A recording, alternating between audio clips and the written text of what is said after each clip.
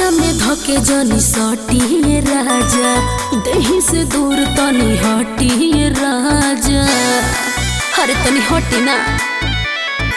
पाजा में धके जनी सटी राजा, देही से दूर तनी हटी राजा। उठ के जल्दी न दाग जाई हो, न दाग जाई हो। जब धरिया कवरिया मरा दर्द तोहर भाग जाई हो। लागी गरमी में तोह के सरा दर्द तोहर भाग जाई हो।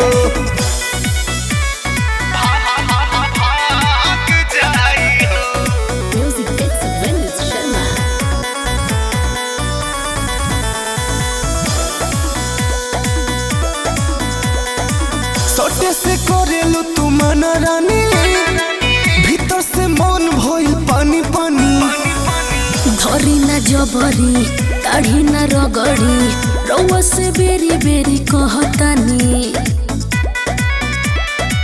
गाने में प्यार वाला राग जाई हो, अरे राग जाई हो।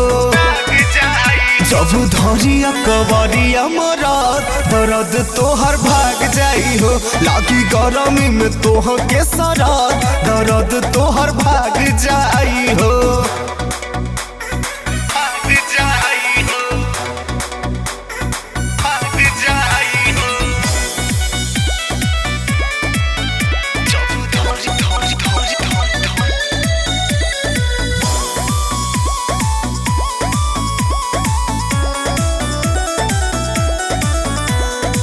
देखी के रूप मन भटके हो, आई जवानी न लवट के हो।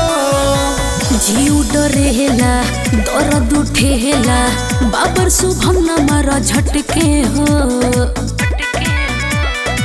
भीतर के फीलिंग अब जाग जाई हो, अरे जाग जाई हो।